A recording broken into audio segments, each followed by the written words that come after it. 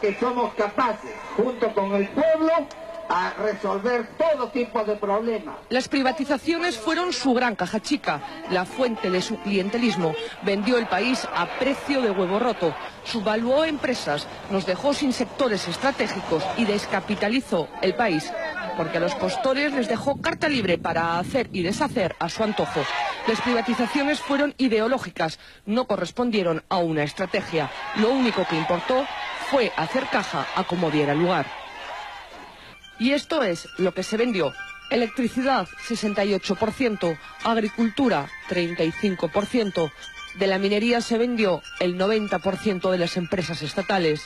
En manufactura, el 85,5%.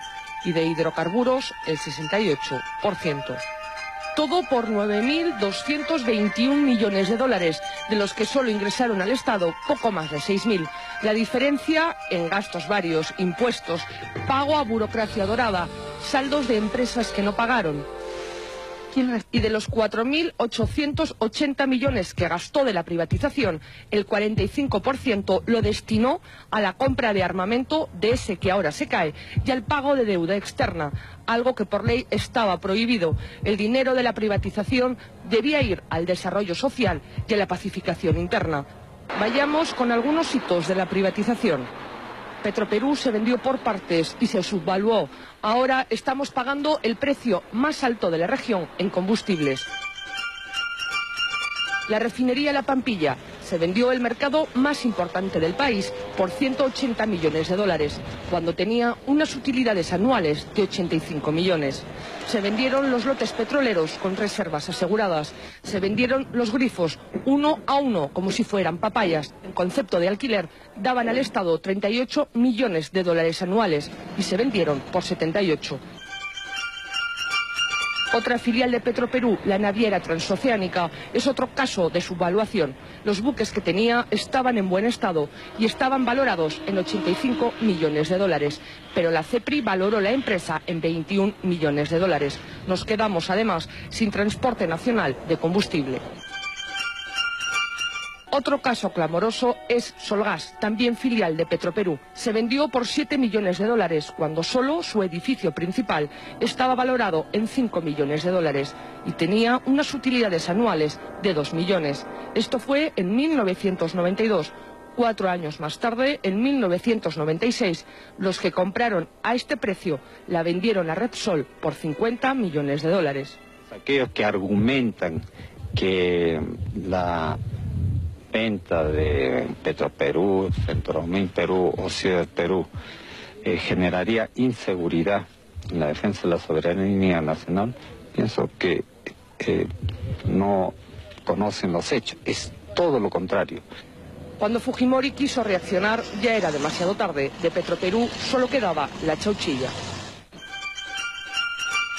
Aeroperú fue otra de las perlas de la privatización.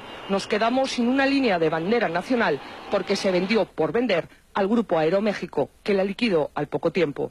La minería fue sin duda otra de las piezas angulares. Fujimori les dio un marco tributario que hasta ahora es el origen de muchos conflictos sociales. No puso límites a la contaminación.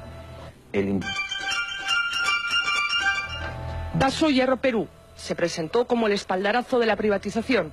Se valoró en 22 millones de dólares y la empresa estatal china Shougang la compró por 120 millones de dólares, más el compromiso, hasta ahora incumplido, de invertir 150 millones de dólares más. Se les vendió las reservas de cobre y hierro por más de 200 años. Ahora la empresa china lo que ha creado es un grave conflicto social.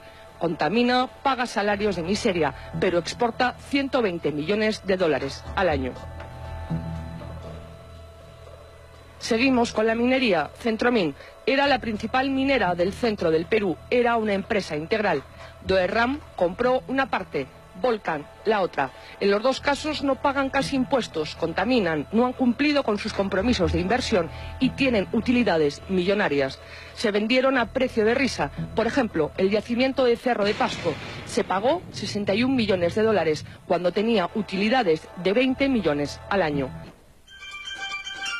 Nosotros evitamos y hemos tomado en este momento el local a fin de evitar que en este gobierno, que ya está en las postrimerías, se llegue pues a una coligazón a entregar pues a unidades estratégicas que son de interés del país. Minero Perú también se regaló. Solo un ejemplo, por el yacimiento de cobre de Quellaveco se pagó 12 millones de dólares y el compromiso de invertir 2.800 millones más. Y hasta ahora solo se ha invertido 70 millones.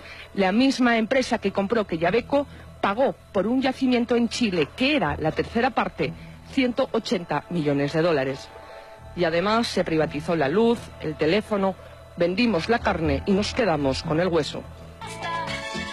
Hizo del país una combi, nos llenó de carros de segunda, trajo las AFP sin condiciones.